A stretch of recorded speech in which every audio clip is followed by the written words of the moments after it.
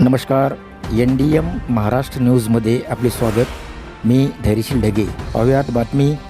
माजलगाव तालुक्यातील पात्रोडे येथे तालुका विधी सेवा समिती माजलगाव व वकील संघ माजलगाव यांच्या संयुक्त विद्यमाने कायदेविषयक जनजागृती शिबिर ग्रामपंचायत कार्यालय पात्रोडे येथे दिनांक 18 एप्रिल रोजी घेण्यात आले. या कार्यक्रमाला अध्यक्ष म्हणून माननीय डॉक्टर UJ मोरे साहेब, जिल्हा न्यायाधीश माजलगाव यांची उपस्थिती लाभली. तर प्रमुख पाहुणे म्हणून माननीय श्री SS बुद्रुक साहेब, दिवाणी न्यायाधीश माजलगाव, वकील संघाचे अध्यक्ष कजीम मनसबदार, ॲडव्होकेट श्री BS धनगाव, विस्तार अधिकारी SY हाटवटे माजलगाव, सरपंच नौशाद लतीफ मोमीन, एकनाथ मस्के, माजलगाव पंचायत समितीचे उपसभापती लतीफभाई मोमीन, शेख युसूफ, ग्रामपंचायत अधिकारी भागवत भुजबळ, प्राधिकरण प्रमुख श्री सोनसळे, अधिकारी मित्र सिद्धार्थ वक्ते यांच्यासह ग्रामपंचायत सदस्य, ग्रामपंचायत कर्मचारी, अंगणवाडी व आशाताई कर्मचारी व गावकरी उपस्थित होते. या शिबिरात जिल्हा न्यायाधीश डॉक्टर UJ मोरे व दिवाणी न्यायाधीश श्री SS बुद्रुक यांनी पोस्को कायदा, महिलांचे कौटुंबिक हिंसाचारापासून संरक्षण कायदा 2005, हुंडाबळी, बालविवाह प्रतिबंधक कायदा 2006, स्त्री भ्रूण हत्या अशा अनेक विषयावर मार्गदर्शन केले. या कार्यक्रमाचे प्रास्ताविक ॲडव्होकेट कजीम मनसबदार यांनी केले, तर कार्यक्रमाचे सूत्रसंचालन ॲडव्होकेट BS धनगाव यांनी केले व आभार ग्रामपंचायत अधिकारी भागवत भुजबळ यांनी मानले. पाहुयात NDM महाराष्ट्र न्यूजचा खास ग्राउंड रिपोर्ट. माझे मित्र आदरणीय साहेबराव बुद्रुक साहेब, आमच्या माजलगाव तालुका बारचे अध्यक्ष सन्माननीय मनसबदार साहेब, पात्रोडच्या ग्रामस्थांना दररोज शुद्ध पाणी देणारे सरपंच लतीफ मोमीन साहेब, सन्माननीय व्हिडिओ आणि आमचे विधी सेवाचे धुरा खंबीरपणे खांद्यावर घेणारे श्री धनगाव साहेब, सर्व वरिष्ठ नागरिक, या ग्रामपंचायतीचे सर्व कर्मचारी आणि ग्राम पातळीवर ज्यांच्यामुळं माणसाला जगायच्या आशा पल्लवित होतात या सगळ्या आशा सेविका, मी खूप वर्षातून भाषण करत होतो. म्हणजे मी जिल्हा न्यायाधीश होतो नाशिकला, तो भाषणाचा संबंध नाही आला कारण तालुका विधी सेवा समिती नव्हती तिथं. मी आता नगरला स्पेशल जज होतो. लहान मुलींच्यावर ज्या रेपचे केसेस असतात त्याला पोक्सो कोड म्हणतात, त्याचा मी जिल्ह्याचा प्रमुख होतो. आणि आता मला इथं बदली मिळाली आणि साहेबांच्यामुळं आज मला पहिल्यांदा अनेक वर्षांनी असं भाषण करायची संधी मिळाली आणि त्याचं क्रेडिट पण अध्यक्षांना आहे. आपल्याला आत्ताच सांगितलं धनगाव साहेबांनी की आपल्याला तुम्हाला भेटायचं कारण काय, न्यायाधीशांनी कशासाठी आले न्यायाधीश, तुमच्यामधलं आणि आमच्यामधलं अंतर कमी करायचंय. कशाचं अंतर कमी करायचंय? अज्ञानाचं, अंधकाराचं. आणि हा अंधकार आणि अज्ञान किती धोकादायक आहे. आता हे आशा वर्कर, अंगणवाडीच्या सेविका ह्या तुमच्यापर्यंत पोहोचतात कारण समाज व्यवस्था आणि शासन मधली दरी भरायचं काम तुम्ही लोक करता. प्रेग्नन्सी पासून, ती बाळ गर्भात असेपासून त्याचा जन्म होईपर्यंत आणि दुर्दैवाने भविष्यात मृत्यू झाला तरी आशा सेविका आणि अंगणवाडी सेविकाच रिपोर्टिंग करतात. तर ह्या गोष्टीसाठी तुमच्यापर्यंत हे पोहोचवणं खूप महत्वाचं आहे. आता सांगितलंय मी माननीय धनगाव साहेबांनी, विद्येविना मती गेली, मतीविना नीती गेली, नीतीविना गती गेली, गतीविना वित्त गेले, वित्ताविना शूद्र खचले, इतके अनर्थ एका अविद्येने केले. अविद्या म्हणजे इलिटरसी, म्हणजे शिक्षणाचा अंधकार. स्वामी विवेकानंद म्हणतात शिक्षण हे मनुष्याचं प्रगटीकरण आहे आणि मनुष्य हे भगवंताचं, अल्लाचं प्रगटीकरण आहे. इतकं जवळच नातं आपलं शिक्षणाचं आहे. आणि शिक्षण घेण्याचा हक्क हा माननीय डॉक्टर बाबासाहेब आंबेडकरांनी घटनेत नमूद केलेला आहे की प्रत्येकाला हक्क. तरी सुद्धा 52 ते 53% लोक अजून सुद्धा अशिक्षित आहेत. आता 2 प्रकारची साक्षरता असते. विधी सेवा प्राधिकरण का तुमच्याकडे आलंय? अबकडे शिकवायला नाही आलं, कायद्याची साक्षरता शिकवायला आलेलं आहे. लक्षात घ्या, की नुसतं सही केली साक्षरता नाहीये, पण तुमची अधिकारांचं जतन करणं, ते अधिकार पासून तुम्हाला कोणीही रोखू शकत नाही. हा तुमचा भारतीय राज्यघटनेने दिलेला फंडामेंटल मूलभूत अधिकार आहे. आता लक्षात ठेवा, 2 मिनिटात मी बोलणार आहे कारण आज आम्हाला 11 वाजता डायसवर जावं लागतं. एक दिवशी निवांत कार्यक्रम घेऊ संध्याचा आपण सरपंच. यत्र नार्यस्तु पूजन्ते रमन्ते तत्र देवता. यत्र नार्यस्तु पूजन्ते रमन्ते तत्र देवता. जेथे स्त्रीची पूजा केली जाते तेथे देवता सुद्धा रममान होतात. तरी सुद्धा स्वर्गामध्ये फायनान्स मिनिस्ट्री लक्ष्मी मातेकडे आहे की नाही, अर्थमंत्री. स्वर्गामध्ये डिफेन्स मिनिस्ट्री दुर्गा मातेकडे आहे की नाही. स्वर्गामध्ये गॉड ऑफ एक्सलन्स बुद्धीची देवता कोण आहे, सरस्वती. तरी सुद्धा 2 मिनिटाला बलात्कार होतोय, तरी सुद्धा 1 ते 1.5 मिनिटाला एक तरी अबॉर्शन होते, तरी सुद्धा स्त्री भ्रूण हत्याचं प्रमाण नॅशनल क्राईम रेकॉर्ड ब्युरोचं म्हणजे गुगलला जर तुम्ही गेला तर त्या अहवाल पाहिला असेल तर मिनिटाला सुद्धा लहान मुलावर बलात्कार होतोय. लहान मुलांवर पोटामध्येच त्या कळीला खुडलं जात आहे. लोकसंख्येची जर आपण दिशा बघितली तर 1000च्या मागे 921, 22, 23 आता लोक कुठं आणायची, मुली संपायला लागल्या. आणि म्हणून तुम्ही सगळ्यांनी जागरूक होणं खूप महत्वाचं आहे. खऱ्या अर्थाने डॉक्टर बाबासाहेब आंबेडकरांना अभिप्रेत असणारा सामाजिक न्याय कागदावर नाही ठेवायचा, आपल्याला लोकांपर्यंत पोहोचवायचं आहे. हे खूप महत्वाचे लक्षात ठेवा. एका विषयाला फक्त हात घालतो. आता खूप बोलण्यासारखं आहे, 2 दिवस पूर्ण नाही, इतका मोठा कायद्याचा व्यासन पसार आहे, 5000 कायदे भारतात. पण तुमच्या दृष्टीने सांगतो, सर्वात महत्वाचं माणसाच्या जीवनावश्यक गरजा किती सांगा.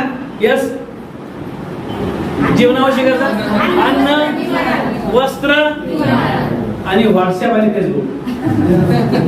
आणि म्हणून तरुण पिढी बिघडत चाललेली आहे. 5वी गरज जी आहे, 4थी 5वी ती गरज मध्ये लक्षात ठेवा, तरुण पिढी बिघडत चाललेली आहे. आदरणीय मोदी साहेबांनी भाषणात सांगितलं होतं पहिल्या 2014ला, संध्याकाळी मुलगी घरी आली हे बघण्यापेक्षा वंशाचा दिवा लवकर घरी आलाय का बघा, लक्षात घ्या. तर त्याच्यामुळं आई आणि वडिलांची जबाबदारी आहे. दिवसभरात काम करत असताना 3 तरी फोन घरी करायला पाहिजे. कुठे बाळ आपलं, मुलगा असो मुलगी असो.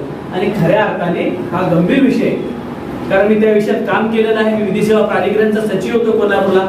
400 मुलींना मी नांदायला पाठवू शकलो. किती? आणि माझा माननीय सर्वोच्च न्यायालयाच्या मुख्य न्यायमूर्तींनी नोटबंदी झाली तरी 8/11ला 9/11ला सत्कार केला. हे मोठेपणा नाही सांगायचा, पण 400 मुलींना नांदायला पाठवताना मला अनुभव आला. या भांडणामध्ये यश कोणाचं आहे, वाद कोणाचा आहे. न नांदणारी ननंद, 2 सासू. रागवान तुम्ही पण सासू आहे कोणाचे. कोल्हापूरच्या भाषणात मी म्हणलं 8 मार्चला माझं भाषण होतं. 1000 महिला होत्या बचत गटाच्या सगळ्या. सीओ साहेब होती, मित्तल नावाच्या IAS ऑफिसर. मी हे सांगितलं तरी आजी उठल्या, साहेब मी लय सुनेला चांगली संबंध हो असं कसं. मी म्हणलं आजी सगळ्याच सासू नाही, माझी सासू पण चांगली आहे आणि माझ्या बायकोची सासू पण चांगली आहे. पण बऱ्याच वेळा संसारामध्ये नाक खुपसण्यामुळं जेवलीस का बाई, आज स्वयंपाक काय केलाय, ही आईचा सतत फोन येण्यामुळं संसाराचा विस्फोट व्हायला लागलाय. लक्षात ठेवा, या विषयावर आपण काम करणं खूप गरजेचं आहे आशा वर्करांनी. कारण घरामध्ये संसारामध्ये डिवोर्सचं प्रमाण बघा तुम्ही, त्या विषयावर एक तासभर व्याख्यान ठेवा तुम्ही, त्या विषयात पण आम्ही काम केलेलं आहे. भयंकर आहे, भयंकर संशयित वृत्ती पुरुषांची वाढलेली आहे. आणि ह्या गोष्टीमध्ये कुठेतरी भारतीय कुटुंब व्यवस्था महत्वाची आहे. लक्षात ठेवा, आपण अमेरिकेत नाहीये, आपण भारतात आहोत. आणि म्हणून सगळ्यांनी कायद्याचा जागर करणं गरजेचं आहे. कायद्याचं नॉलेज आपल्या लोकांपर्यंत पोहोचणं गरजेचं आहे. विधी सेवा प्राधिकरणची माहिती साहेबांनी दिली. न्याय सबके लिए, न्याय सबके लिए, न्याय सर्वांसाठी, जस्टिस फॉर ऑल हे आमच्या राष्ट्रीय विधी सेवा प्राधिकरण सर्वोच्च न्यायालयाचं ब्रीदवाक्य आहे. तुम्हाला तुमच्या हक्कांची जाणीव करण्यासाठी आपण सगळे भेटलो आहोत. विधी सेवेचं ऑफिस माजलगावच्या कोर्टात आहे. मोफत वकील तुम्हाला मिळतील. तुम्ही कुणावरचा अन्याय सहन करू नका. तुम्हाला तिथं येता येईल, तुमच्या हक्कांसाठी भांडता येईल. मागासवर्गीय लोक असतील, अपंग लोक असतील आणि 2 लाख पर्यंतची मर्यादा असलेले लोक ओपन कॅटेगरी सुद्धा येऊ शकतात. या सगळ्यांच्या माध्यमातून आमचे 2 स्टाफ तिथं बसलेले असतात कोर्टामध्ये. ते भाऊसाहेब आता आलेले आहेत. कुठे आहेत भाऊसाहेब? सोनवणे. तुमचा चेहरा महत्वाचा आहे बघा हे. तर त्यामुळं हे काय आम्ही फक्त टाइमपास करायला आलो. तुमचा अधिकार आहे, तुम्ही त्यांच्याकडे यायला पाहिजे, अर्ज द्यायला पाहिजे. साहेब माझ्या अन्याय होतोय, मला न्याय द्या. तुम्हा सगळ्यांना खूप खूप शुभेच्छा. ग्राम विकास म्हणजे खऱ्या अर्थाने खूप महत्व आहे. महात्मा गांधी सांगितलं होतं, चला खेड्याकडे गाड्यांनो, चला खेड्याकडे गाड्यांनो. आणि ग्राम विकासाची चळवळ हे जुनं गाव आहे पात्रोड नावाचं. मला आता सांगितलं की निजामाच्या काळात तालुका होतं, एवढं पोटेन्शियल या गावामध्ये आणि 20,000 लोकांपर्यंत आपल्याला पोहोचायचं आहे. अजून चांगला कार्यक्रम आपण करून घेऊ भविष्यामध्ये, जेणेकरून 400-500 माणसं समोर पाहिजेत आणि 5-6 न्यायाधीश येऊ आणि खऱ्या अर्थाने 3-4 तासाचा कार्यक्रम करणं गरजेचं आहे आणि लोकांच्या प्रश्नांना उत्तर देऊ, तर खऱ्या अर्थाने लोकांचं दुःख बाहेर येईल. तुम्हाला पुन्हा एकदा शुभेच्छा, खूप खूप शुभेच्छा. मनसबदार साहेब त्यांचं गाव आहे आणि आम्हाला आनंद आहे की त्यांच्या गावी आज आम्हाला मी आत्ताच नवीन जॉईन झाले 8 दिवस आणि आपल्याला संधी मिळाली मला भाषण करण्याची. पुन्हा एकदा सरपंच, उपसरपंच, ग्रामपंचायत मेंबर, आशा वर्कर, अंगणवाडी सेविका, सर्व आमचे कर्मचारी यांना खूप शुभेच्छा. जय हिंद, जय महाराष्ट्र. सगळ्यांना या ठिकाणी सविस्तर असणाऱ्या या ठिकाणी लोकांना मानसिक गावात निघालेली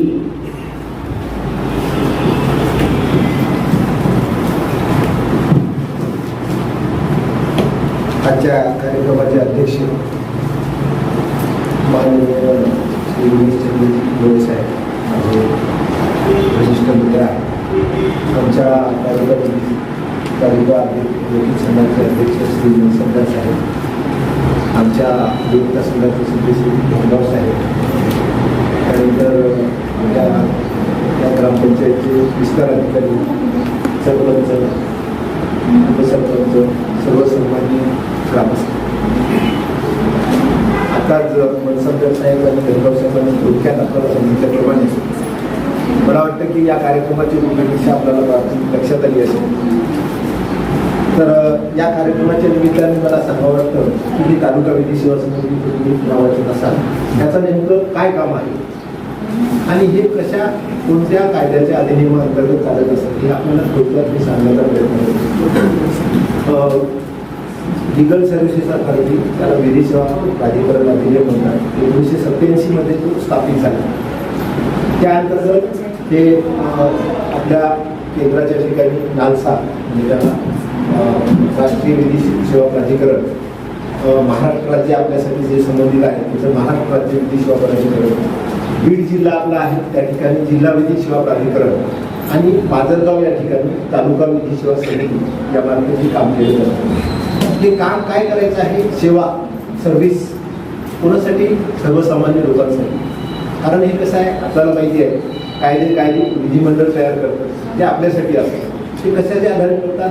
की आपल्याला जे दैनंदिन जीवनामध्ये जगत असताना जे काही अडचणी येतात त्या दूर करण्यासाठी, कोणावर अन्याय झाला असेल तर त्याला न्याय देण्यासाठी आणि आपले जे काही अधिकार असतात, काय आपल्याला जे राज्यघटनेने काही संवैधानिक अधिकार दिलेले आहेत त्याचं पालन करण्यासाठी आणि सोबतच आपल्यावर जे कर्तव्य दिलेले आहे त्याचं सुद्धा निर्वहन करण्यासाठी ह्या गोष्टी आपण समाजामध्ये सांगत असतो. थोडक्यात काय, कायदे तर असे क्लिष्ट आहे की आपल्याला कितीही वाचन केलं आणि त्याची शब्दावली पाहिली तर ते समजायला खूप वेळ लागतो.